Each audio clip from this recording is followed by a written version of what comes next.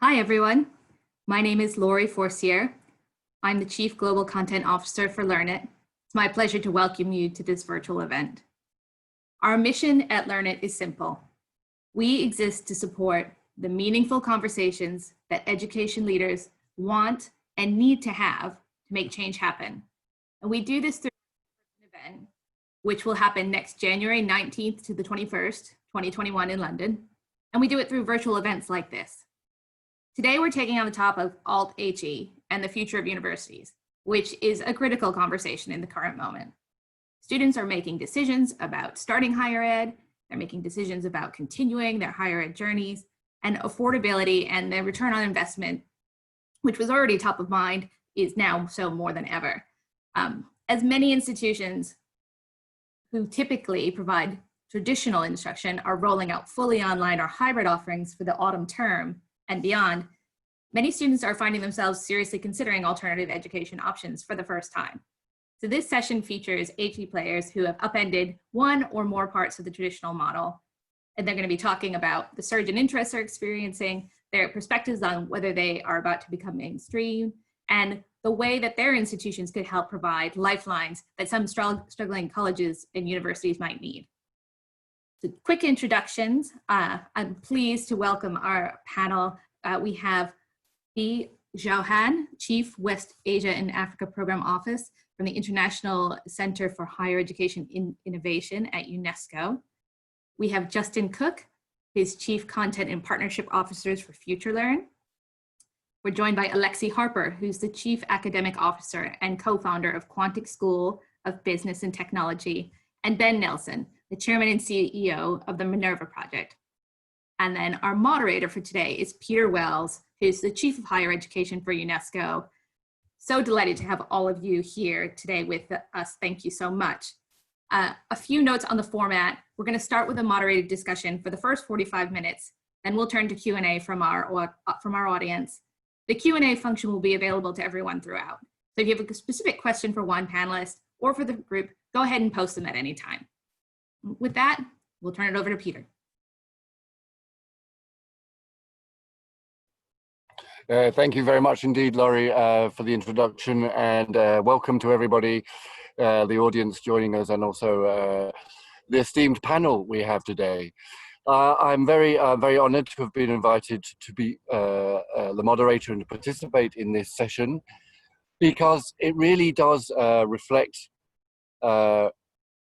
the core mission of the United Nations Education, Science, and Culture Organization, UNESCO, where I work, in terms of our delivery with member states on the Education 2030 agenda and realizing the Sustainable Development Goals, particularly goal SDG 4 and 4.3, which really speaks to increasing the access to all forms of learning, including tertiary and university levels, by the 2030 agenda. This requires some strategic rethinking from our point of view on different pathways to access higher education levels, particularly at the university level. And also this throws out questions of with these alternative pathways or alternative providing mechanisms or providers, we need to ensure that it's not just access, but it's access to quality higher education. And that's why I think this is extremely timely for LearnIt to convene this session. You also may be aware that we are in the midst of a major new publication, or it's a research, a global initiative called The Futures of Learning. So this session here is on the future of universities, but we are also looking at this in a holistic sense. What are the futures of different learning around the world, which will be presented the end of next year, following extensive consultations with member states and stakeholders, such as our panelists and, of course, the audience today. Maybe, I know we only have 45 minutes and it's not for me to do any more talking, but I would like to maybe kick off with a question around the issue of access when we talk about lifelong learning from the different providers and the panelists, their organizations, institutions, to what extent is access open to the types of provision provided on the first part, and then maybe if you could say something about how your institution quality assures the programs so that the qualifications or certificates earned are portable and that they are recognized by parents and institutions, other institutions and employers. So randomly, Ben, would you like to kick off? Sure, happy to.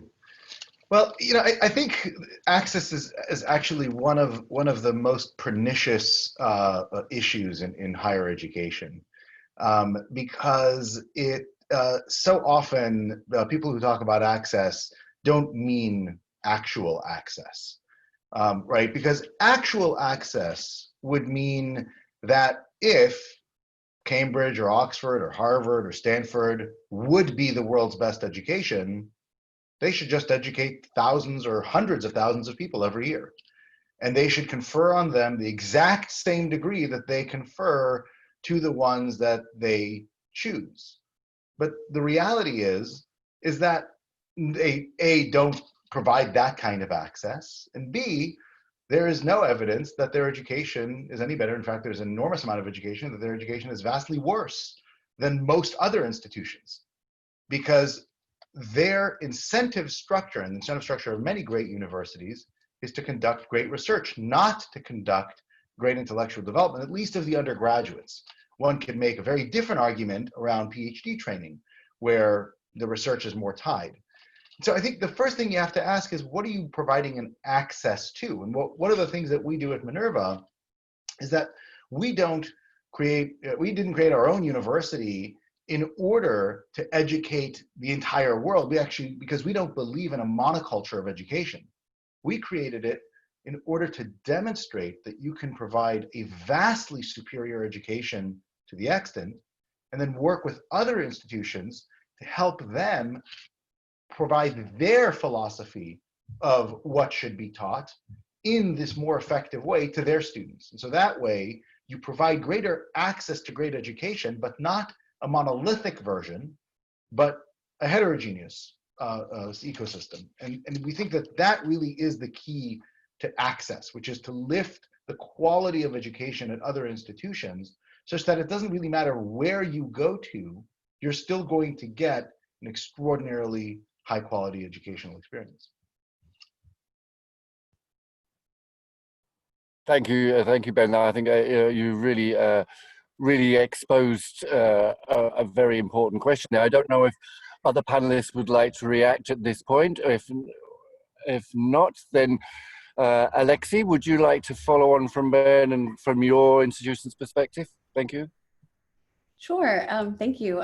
So for us, access means something, I think, slightly different. When we were setting out to build Quantic, and we recently changed our name, so originally it was called Smartly, we were thinking about people who maybe wanted to stay in the workforce, but wanted to pursue a high quality education. And so we designed our platform to be really accessible, flexible, just allow people to kind of keep their modern lifestyle while also pursuing higher education. So we have students in our program from 128 countries right now, because you really can do our program from anywhere.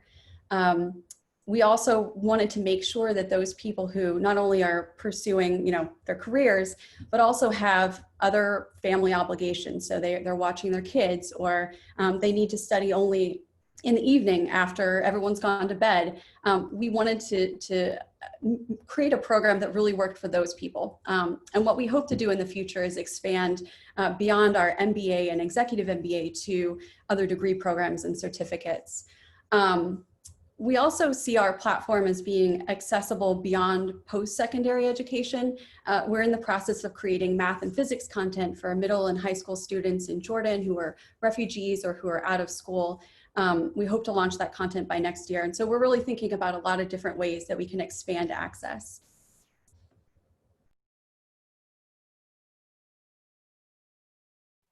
Yeah, thank you, Alexi.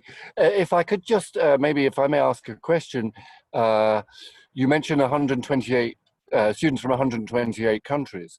What is your experience from your organization of how the qualifications or certificates or the programs that students complete in terms of their recognition in their own countries, either for further study or for employment purposes?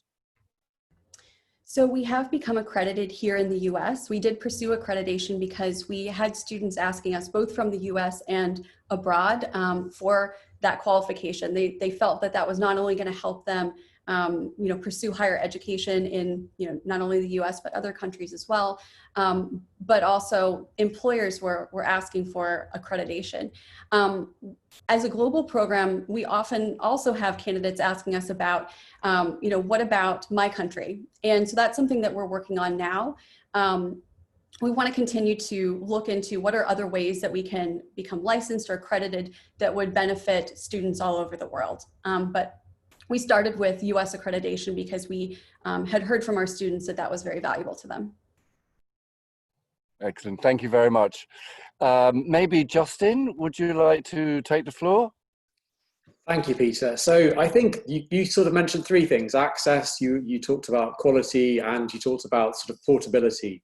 So in terms of access, that's very important to Future Learn. Our mission is to transform access to education. So breaking that down, that means enabling access from a digital perspective, technology perspective. So enabling anyone to be able to learn anywhere on any device, both also kind of complying with kind of accessibility standards regardless of your ability.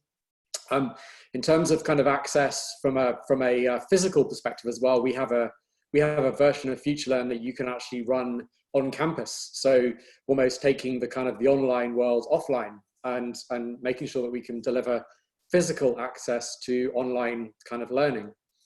I think that sort of the kind of points around quality are really interesting as well, because we have 13 million learners from every country in the world on Future Learn right now, and the reason why we have that number is because of the quality of the learning experiences that we deliver with our partners. So we work very closely to enable our partners to be able to effectively give them access to teach quality learning experiences through our social learning pedagogy. So whether that's the guidelines or the support that we give them, if they have they need some sort of additional capacity or capability to actually create those learning experiences, we can do that through our studios team. And then I think the other thing that we've done as well is realize that sort of we can't just make the assumption that we're all brilliant at teaching online. And so one of the things that we did during this pandemic was to rapidly launch a course called How to Teach Online. And within 3 days, we had 45,000 teachers sign up to that course. And we had some of the best leading online teaching experts participating on that with us, mentoring those people through the course. And then immediately after that course finished, we then turned that course into a micro-credential, which we've now been running, offering credit from the Open University. And this week, we completely and utterly sold out of that micro-credential. So giving those teachers the ability to have some academic credit behind the learning that they've experienced.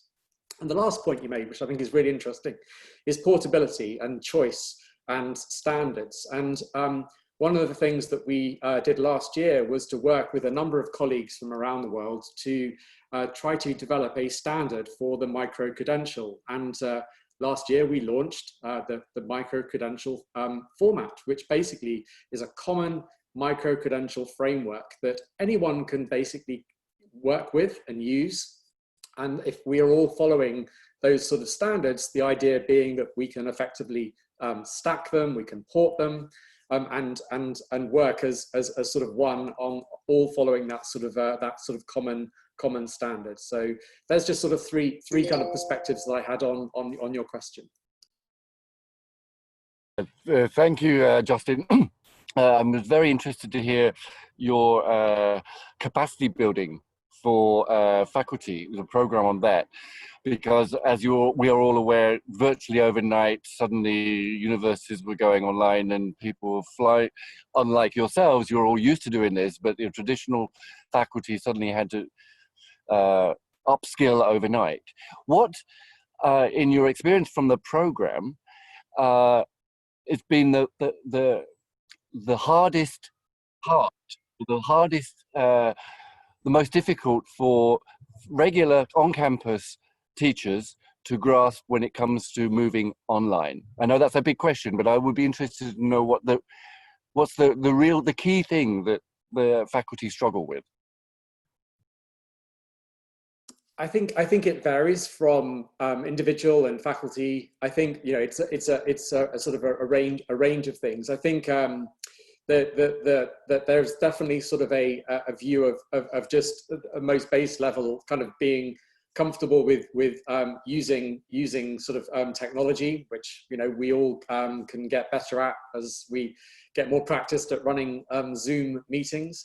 I think kind of layering on over the top of that, I think it's about sort of how you mix the learning and or teaching kind of experience through online, and not thinking that you have to just deliver a kind of one way sort of form of learning, and really looking at sort of how you can allow your students to not necessarily have to be online with you all of the time, but feel comfortable with the idea of them going offline, going off to do their own kind of development, come back, and I think adopting some of the kind of fairly traditional now sort of online social learning mechanics like discussions and peer-to-peer, and just thinking about sort of how they adapt their practice to reflect that they're kind of working in a sort of a digital medium.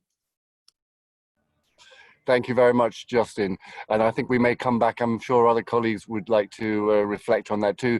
But before then, Shuhan, it must be very late for you there. Can't hear you. Can you unmute? So please, Shuhan, the floor is yours. Would you like to say a few words from your from ICHE's perspective?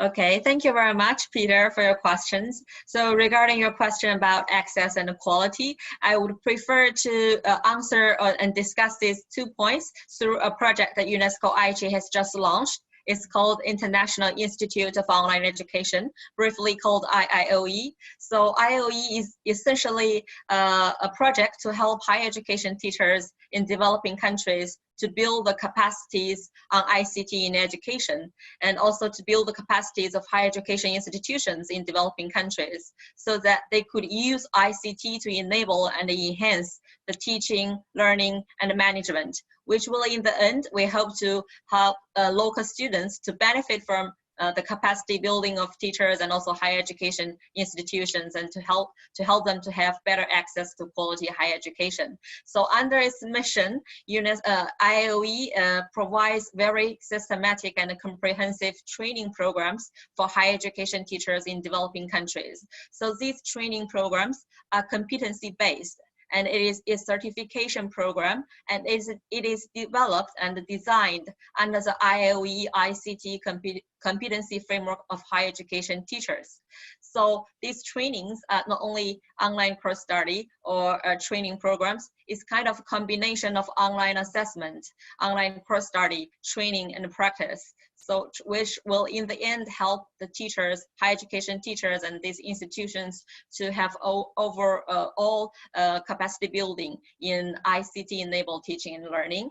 So in order to support these teachers and higher education institutions to conduct online and blended teaching, IIOE offers quality online courses, and especially courses on ICT related disciplines. So on IIOE platform, it hosts currently 140 140 English courses on ICT-related disciplines, including discipline courses, TVET courses, and teacher professional development courses. And especially these courses focus on cutting-edge technology like big data, cloud computing, Internet of Things, and artificial intelligence, and e-commerce related disciplines. And so currently, we are going to launch more French courses. At the end of this year, there will be 100 French courses to be online, and about 8 more English courses to be online. So in order to support teachers in developing countries to have better teaching and learning opportunities, IOE also developed its own online teaching and learning, teaching and training platform. So this platform has a web version, H5 version, and also has app that supports iOS system and Android systems. So regarding quality, IOE also developed its own quality assurance framework. And under this framework, it developed a IOE online quality assurance tool. So this tool will help partner universities in Africa and Asia Pacific to assess the institution's readiness to conduct online and blended teaching and learning, and to guide them to conduct better, to deliver quality online and blended teaching and learning. So this is a very brief introduction of IOE, and I would like to leave more time for discussion with other panelists. Thank you very much, Shuhan, for that very comprehensive overview of the center. I would like to open the floor for other comments from the panelists, but before doing so, I have, listening to some of the remarks, I have a couple of observations, reflections from our side. As I mentioned at the beginning, we know that many institutions have now suddenly gone online because they have been forced to do so. But 3-4 months down the line, we are hearing from member states, from our stakeholders, institutions and policymakers, that they are concerned not only about the quality, but in completion rates and the motivation of students to complete online and actually to enroll again. The dropout rates are forecast to be quite high, particularly if online continues versus face-to-face. So there's the issue of the motivation for students, particularly if they have to pay.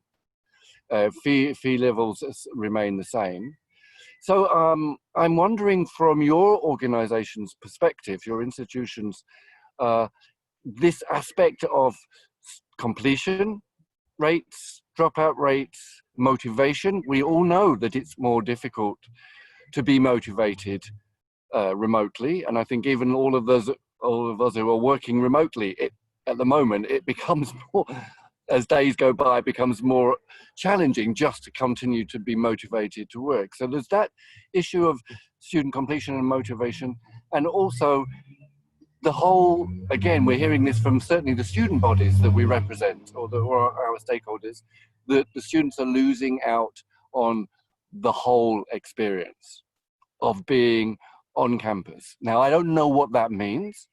I have an idea, but I wondered if this is something that you might want, from your experiences, what is it to do with age? So is it easier if I'm a 30 or 25-year-old student who decides I want to go and study at Future Learn versus if I'm a high school leaver? I don't know. I'm just here to learn from you and your experiences. So who would like to take the floor on some of these issues? Alexi, I see you. Please. Sure. So this was something that, as we were developing our programs, because we were online to start, we had to think a lot about engagement, and we developed an active learning pedagogy and platform that really tries to accommodate the fact that students are going to have to be self-motivating. So we made our pedagogy and our content very, very interactive to ensure that students are constantly having to test themselves. They're getting frequent feedback on both, right and wrong answers. So part of our solution was our pedagogy. We also try to make our content as engaging as possible. So normally in a classroom, you're kind of talking with your classmates, with an instructor, and we tried to build that into the tone and the way that we constructed our content. So we have scenarios, case studies that we've built, and our goal is always to try to engage people and keep them interested, almost like a story or a movie or something. We want them to feel like they're invested in the story of what they're learning. So those are two of the ways that we've tried to engage students. And I think, you know, our students are adult learners, and so that is different from high school learners and below, but I think that method of trying to engage can be helpful across the board. And we also have elements of our program that under normal circumstances are in person. Of course, right now we've had to, you know, not have conferences that are in person, things like that. But we've tried to actually bring those online and find ways to make them even better than, you know, find ways to kind of take advantage of the situation and connect students and really focus on networking, because that's another way to get students to really be engaged and excited about what they're doing is when they're, you know, interacting with other people in their cohort, even in their geographic location, even though it's virtual, and people who share their same interests. Yes, please, Ben, go ahead. So this is a narrative that has been going on for almost a decade, and it's completely false. There is a conflation of this concept that there is such a thing as online versus offline education. Think back 20 years ago. Did we ever, when we, you know, were in college or thinking about universities, did we say, oh, you know, I'm going to my offline class? Oh, you know, my one offline class is just like my other offline class. When I sit in a 300-person lecture hall, it's the same as I go to a 5-person seminar around a table. No, there's no such thing. There's also no such thing as online classes. There's such thing as horrendous education, average education, good education, and great education. And guess what? There are colleges all over the world that have 6-year completion rates in the single-digit percentages, right? And they're all offline, right? So how come, like, their offline education somehow doesn't work? Well, the point has nothing to do with the modality of education. In fact, one could argue, and outside of practicing piano or drilling teeth, there's nothing that can be done better offline than online. It's like saying build something without electricity versus build something with it, right? The mere fact that a lecture can be paused and rewinded online means that it is better than offline. The mere fact that you can connect data about student progress and use that to coach a student in a small seminar setting means that it's better done online than offline, right? And so we see completion rates that are better than any offline university that doesn't grade inflate, right? And when you actually look at completion rates at places like the Ivy League, it's because you cannot get a grade below a B-. It is impossible. You have to shoot 2 professors and kill one of them at least in order to be thrown out of school, right? And so you don't have the ability to understand what completion actually means, right? If you show up and enroll at a university, but you get your degree the day you show up, it's just kept in a safety deposit box for 4 years until you wait to collect it. That doesn't mean that you've completed. It doesn't mean you've gotten a good education, right? And those institutions that are still serious, that don't grade inflate, that give Fs, guess what? Because they don't have modalities of education that guide their students, they have high failure rates. You see, for example, charter schools in the United States that have moved populations from 30% college going to 99% college going. Yet when they go and get into those colleges, they drop out at more than 50%. But not the elites where nobody drops out, right? But ones where they actually have to learn on their own, right? And so the issue here, whether we're online or off, whether we're a traditional university or a non-traditional, whether you're even a credential provider or not, is how much do you focus on the learning? And the sad reality is because we're so focused on access, completion, reducing costs, etc., the easiest way to accomplish all of those is you lower standards. You hand out degrees, you become paper mills, diploma mills. And that's the wrong turn that we started taking 50 years ago, and it has gotten worse and worse and worse. And it has been enabled by this false advertising that, you know, listening to a random course, whether it's online or off, taking a test and forgetting 90% of what you learned 6 months later is somehow called completion. I completely agree with you, Ben, but before I make any further comments, Justin or Shuhan, would you like to reflect on this? Okay, thank you, Peter. Oh, Shuhan, please go ahead. Yeah, this is Xiaohan. Thank you. So for me, online teaching is new way of teaching for most students. But it's not only about teaching. It's all about learning. It's also about teaching. So when we want to improve, the quality of online learning, we should also think about how higher education institutions or teachers could improve or enhance the way of educational delivery. So to make a more innovative mechanism of a method to offer education, so that the students could have better teaching, better learning online. Thank you, Shahan, and I'll take the opportunity to. I completely agree with you, and a lot of this is to do with pedagogy in higher education. It's something that Justin mentioned as well, and Ben, you are absolutely correct here. I think the problem we are facing around the world is a perception that the online is nowhere near as high quality as the on campus. And I think that stems back to, you mentioned 10 years ago, I think it was more like 20 years ago, in the early 90s, when many institutions saw a gap in the market or saw an opportunity because technology was suddenly there, suddenly there was internet, and they went online and they did an awful job. It was absolutely diabolical quality.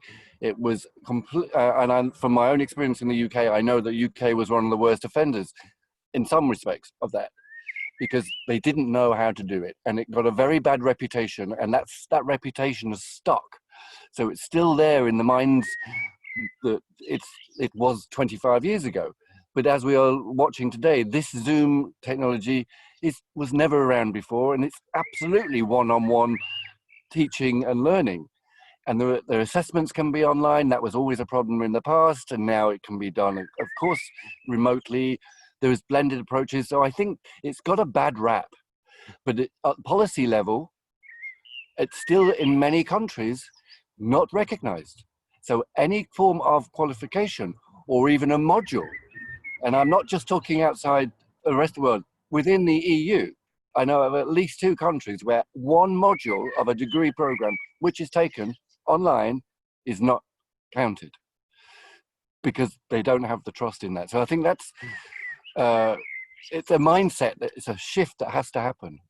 Anyway, Justin, would you like to jump in? Thank you, Peter. Yes, I think the points sort of around sort of, the campus and what sort of the experience you get online versus campus is a really interesting one. And I think for many of our learners, I think a lot of kind of what they get from FutureLearn is that social experience, that social learning. And the data to kind of back that up shows that sort of, if you've engaged on FutureLearn in terms of peer-to-peer kind of interaction with your fellow learners, your kind of you have a higher kind of recall, you have a higher kind of completion rate, and you have a more satisfied sort of experience. We kind of measure our sort of net promoter score, as many others do. We have a net promoter score of 72.4 at the moment, which is very, very high. And a lot of that we get told from our learners is the fact that they really get a lot from their peer-to-peer kind of interaction, and that sort of social learning aspect of of kind of what you get when you're on campus, you know, rather than just simply attending kind of a lecture, I think is one of the things that you get out of, you know, your kind of your experience if you're lucky enough to go to university. I think the other thing that sort of I just wanted to mention was you talked about age, Peter, and I think that's a really interesting point. We have 70% of our learners are aged higher than 26, and they're learning online clearly, so I think sort of one of the things that we want to sort of dispel, myth-wise, is that sort of online learning is only for the young. That's clearly not the case. And I think the other thing I'd say as well is that sort of, as well as sort of making the assumption that we're all brilliant at teaching online, yes, what we shouldn't do is also make the assumption that everyone's brilliant at learning online. And again, one of the things that we've done is to create a course on how to go about learning online. And I think, I personally found that very educational. Thank you, Justin. The age discussion really comes back to one of my points originally, which is the whole point of SDG 4, which is lifelong learning. And many traditional institutions really are, their bread and butter is the high school leavers doing bachelor's and then grad school, and then that's it. But that's not lifelong learning. Lifelong learning is throughout life. I'm a lifelong learner. I'm learning how to do Zoom.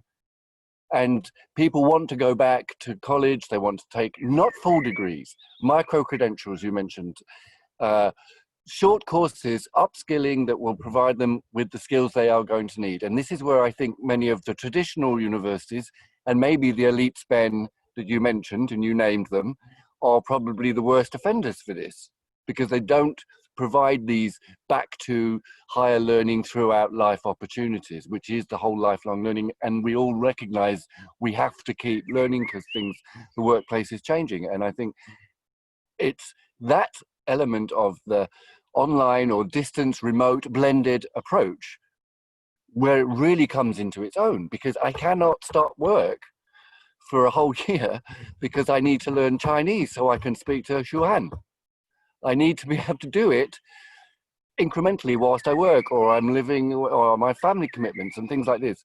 Or I'm in a rural situation. I'm not near a major hub where I can access a physically institution for lifelong learning and continuing professional development in my field. Again, I'm talking too much. Alexi, would you like to take the floor? Sure. As far as lifelong learning goes, so that is something that from the beginning, we've actually really wanted to re-engage our alumni. So once students graduate, if we ever add new courses to the MBA or executive MBA programs, we actually ask them to come back and take them for free. That's something that we like to see people coming back. Someday we hope to have extensions coming out of our MBA program and other programs that alumni can take as well. But yeah, we like to bring people back in, and we do book clubs and things like that for alumni too, because we feel like we don't want this to just be a one-time, a 1 year of their lives that they're working with us. We want them to be able to continue their education far past that. Mm-hmm. Oops. Thank you. You raised an interesting question there on the teaching faculty. So maybe I can ask each of the panelists to tell us a little bit about who are your teachers. Are they, full-time employed by you? Are they working in different institutions, but maybe in traditional settings, and then working? I don't know how it works. So I'd be interested to know the makeup of faculty. Ben, would you like to start? Sure. So we have a full-time faculty, all from exceptional educational backgrounds that have kind of been at the very top educational track themselves. However, the way we hire and screen is that even though we go through the same CV and reference letters and interview process, the final stage isn't them giving a talk about their research. They actually have to come and guest teach a class. And we get feedback both on students and evaluate them based on rubrics. And we have never hired a faculty member that didn't pass both the institutional rubrics and the student rubrics. So in many ways, our student body has veto over which faculty we bring on board. And that is because we believe that our institutional role is to bring people who will develop the minds of the students, whereas their personal interests oftentimes have to do with furthering the research, etc. But that is grant funded as opposed to institutional funded. And so we keep the separation of research and teaching very clearly. Your institutional role is to teach. Your personal objective could be to do research, and we support that, and it's wonderful, but we're not going to make hiring and promotion decisions based on research, because that's not what is in the interest of the institution. I think that's a very important distinction, and I think that is one of the biggest problems that we have in many parts of the world, Europe probably worse than others, is this distinction between research intensive or teaching intensive institutions. You're one or the other, and that I'm afraid is no longer going to be the case. Shohan, how about you from your faculty, the makeup of your teaching? Okay, thank you. So for IOE, we train full-time faculty members in partner universities in developing countries, and especially in Africa and Asia Pacific. But the IOE trainers and professors who deliver training programs and who develop quality online courses, they are not full-time IOE professors and trainers. They are from around the globe.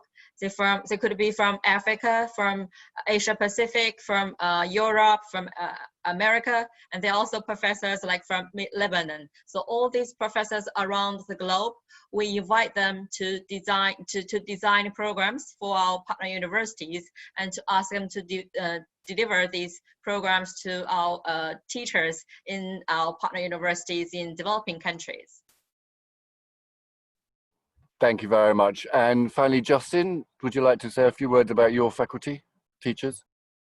Yeah, we, I guess as an online sort of learning platform, our faculty is made up of our global community of partners. So we have thousands of sort of academics around the world who work with us to create the content for our learners. And we support them centrally at FutureLearn, as I mentioned earlier, with courses to help them know how to teach online, to understand how students learn online. We also have a course on how to build a course. We provide kind of a lot of support there. I think the other thing I just wanted to sort of mention briefly on the sort of who the faculty is. We're spending more and more time today trying to really ensure that our partners are creating the learning that our learners need, from an employability perspective or from a kind of further development perspective. And we are bringing in sort of support from the world of industry in that regard. So people who are practitioners in some of the big companies around the world are now kind of joining our educational partners to create courses and learning which is much more rounded. And just a data point I thought I would share to sort of with everybody is, if we have a micro credential that has been created in collaboration with industry and academia, we see a 5 times increase in the number of enrollments. And so I think that sort of, for me, I think that sort of the kind of the future of where kind of this teaching is coming from, I think is going to be not just kind of blended in terms of online and offline, but very much a blend of kind of industry and academia working together. Thank you, Justin. Yes, I agree, and this links back into something that Ben mentioned, I think, before about the learning outcomes, the quality of the learning. It doesn't matter where it takes place. It's what can the learner do at the end of a program or a period of study? What are their knowledges, their competencies? Now, I'm conscious of the time, but because I know they want to go to the Q&A, but I would just like to maybe ask you to reflect on one further question, which is really, where are we going now? A good friend of mine who is my opposite in the World Bank recently wrote to me, and he said, I hope we are looking at the change in higher education, not just repairing it as a result of the pandemic. So everything has changed, but will it be repaired and go back to the way it was? Or are we really on the point of seeing these types of programs that you're talking about becoming mainstreamed in the more traditional sense? Are we going to see traditional institutions wither away in favor of the more lifelong learning centered approaches that you've all described today? Now, I know it's crystal ball gazing, but I would be interested to know your feelings. It's not science, it's an art, I know, but I would, just as a final reflection. Ben, would you like to say something on that? Well, I will say that I'm short-term pessimistic and long-term optimistic. I'm short-term pessimistic because the entrenched interests of higher education institutions protect them in ways that allow them to buffet change, right? If you want to be a doctor, a lawyer, a dentist, a veterinarian, etc., it is illegal for you to practice your craft if you do not go to an accredited institution and follow that path. And so as long as that is the case, universities will be able to shrug their shoulders and say, oh yes, we're very concerned about societal ills, but oh well, we really don't have an incentive to change. I'm long-term optimistic because I think, as you've seen what's happening around the world, but inspired of course by the injustice that happens in the United States, and again, those injustices occur everywhere, the current system is not sustainable. And there's going to be, if not a market revolt, if not a political revolt, certainly a popular revolt. It is unacceptable that today the top quintile of socioeconomic distribution, those born into it in the United States, have an 80% likelihood of having a degree, whereas that same demographic 50 years ago had a 40% likelihood, whereas the bottom quintile, which 50 years ago had a 6% likelihood of having a degree, today only has a 9% likelihood. So when we talk about lack of completion and lack of attainment, institutions, at least in the United States, but I would venture to say in many other countries, are there to serve their wealthiest inhabitants, not the ones that actually need the social mobility that they purport to serve. And you'll always be able to find those individuals say, oh, look at the charity that we do and all the rest. Yet the reality is that 2/3 of students in the Ivy Plus come from wealthy households, whereas less than 5% come from the very poorest. And guess what? The very poorest outnumber the very wealthiest, numerically, talent-wise, intelligence-wise, etc. And so unless we address that core issue, and without addressing learning, you won't be able to address access. Because again, you bring people who may not have had the tutors and the preparation, right, into an environment that is antithetical to customized intellectual development. You're going to exacerbate these problems, and I hope people aren't going to stand for them much longer. Thank you, Ben. Alexi, final reflection from your side? Yeah, I was just reflecting. I think price is actually one of the things that I would see in the future just becoming, programs becoming a lot more affordable, and finding new ways to maybe use faculty, use their resources. So if you're online, it is less expensive to offer a degree program, and that means that you can offer that program for a lower price to the students. But also finding ways to use faculty in new ways. If you can find a way to have lectures and textbook, not the responsibility of the faculty, but instead they're focused on interacting with the student, guiding them and giving them feedback. That might be a better use of their talents, and also, again, help with the cost, where they're doing something that's very focused, and that also goes toward quality. So I'm hoping that that's the vision of what the future will look like. I hope you're right. Xiaohan? Peter? Yes, sorry, Laurie. Yes, I don't want to cut off the discussion, but we have about Sorry. 15 or so questions that have come in. And so maybe we Okay. can ask Xiaohan to roll any other comments that she's got into some of these. Okay, go ahead. Yeah, I mean, there's a few that have come up that I think are really quite interesting. And the first one that I wanted to flag was about something that I know our panelists will have something to talk about. These different approaches that are being used, of course, have an impact vis-a-vis students who will be rising up into them, the students who are in school right now. So the question is about, how do our panelists see some of these methods, these delivery systems, like affecting schools and feeding into schools. And I know Alexi talked a little bit about some of the work they've been doing in this space, but I wonder if the panelists could comment about that.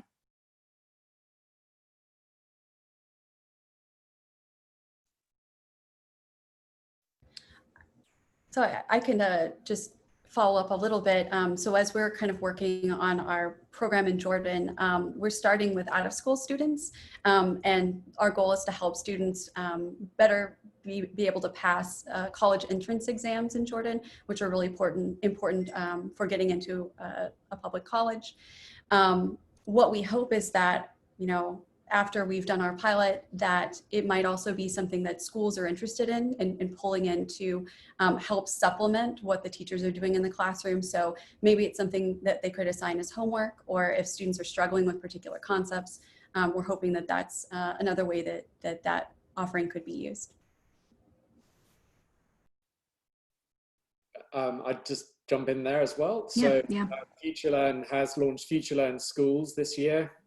And what we're doing there is we're giving every pupil age 13 plus free access to the entire short course portfolio on FutureLearn. And the idea there is to both help them sort of adapt in a kind of and get closer to the sort of areas of passion and interest that they have when they think about their pathway kind of as they kind of progress through their education, as well as hopefully picking up some very useful sort of skills on how to kind of learn online.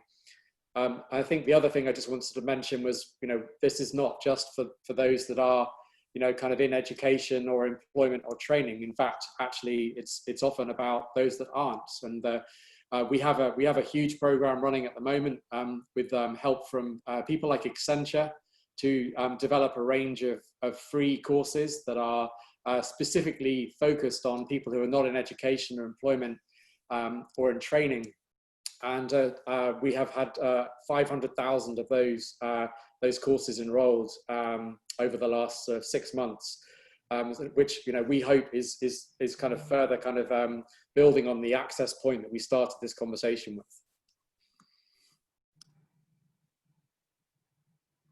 Okay, there's another question that's come in about perhaps we might make bigger strides if we all stop striving to be like the elites.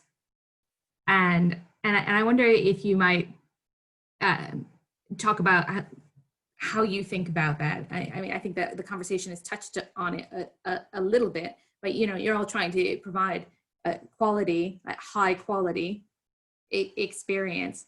But what would it look like? What would it look like if we all stopped striving to be like the elites in your mind or in your ideal?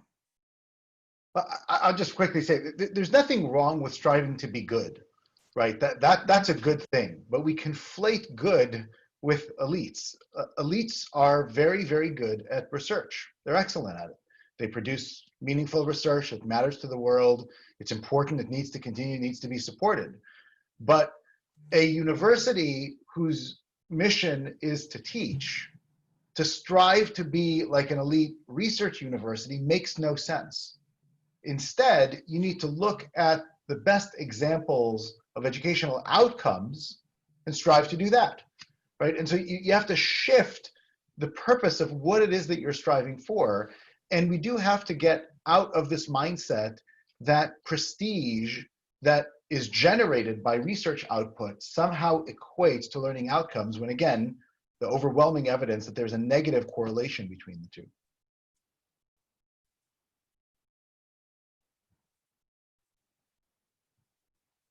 Anyone else want to take that one on? I've got another question here that's about the accreditation. And right now, we were talking about, accreditation is in a lot of ways the primary way to signal or to flag quality and a certain level of competency. But is it the only way to measure it as well? Are there other ways to measure it that you've been working on? So we've launched a new set of micro-credentials recently, which combine both professional certification and academic credit. So you can go onto FutureLearn and you can basically take a course on something which gives you immediate, practical, kind of warrantable kind of professional skills, but also benefit from the kind of wider, bigger, more contextual kind of and rigorous sort of form of kind of more traditional kind of academic learning. And at the end of that micro-credential, you receive your professional certificate, which helps you get ahead, get a job, get promoted, but also walk away with 10 to 15 academic credits that you can then look at stacking over your lifetime towards something bigger and greater. And so I think for us, we see a kind of as I said earlier, really a kind of almost a kind of a melding of these sort of two worlds. And whilst I'm not saying that a professional certificate is the be all and end all when it comes to measuring the outcome, I think by combining those two things, I think we're giving people around the world more options and more choice and a better kind of outlook and a better chance to kind of progress. Okay. We've had a question, and I think lots of people will be interested in this, which is just what impact has the pandemic had on your enrollments? Can you just talk about, like, just generally speaking, in terms of interest, requests, applications, those sorts of numbers? Yeah, absolutely. I think we've seen a sort of a kind of five-fold sort of increase in enrollments on the FutureLearn platform over the last sort of 12 weeks or so. And we see those levels sort of maintaining as well. We haven't seen, as the world starts to hopefully and continue to progress out of this terrible time, we're not seeing sort of a reduction in those sorts of levels. And we feel generally that sort of what's happened has been that sort of this period has effectively accelerated what was already kind of happening, perhaps quite a pace, but still very much kind of an acceleration. And I will say that, our university is on a more traditional application cycle. So applications happened mostly before the pandemic, but the number of partnerships that we've been engaged in has skyrocketed. And they've been across the board, from lifelong learning, corporate executive education, reforming of entire undergraduate programs, now to even a translation of this into the high school environment, and working on some very large types of initiatives in that field as well. And that's been, and I think that the importance is that in each one of these engagements, they were perhaps spurred on by the onset of COVID, but they are long-term relationships that will exist that far beyond COVID time. So they're not really in reaction to the crisis. They're about using the crisis as an opportunity to leapfrog our partners' current state of education to something much better.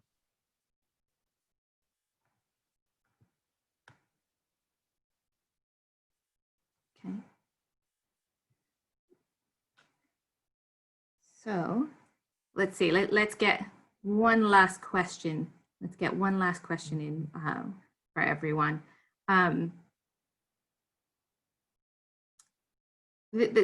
I'll take two and kind of put them together. We've had someone ask a question about how you engage and build community in an online in that online setting? How do you think about that?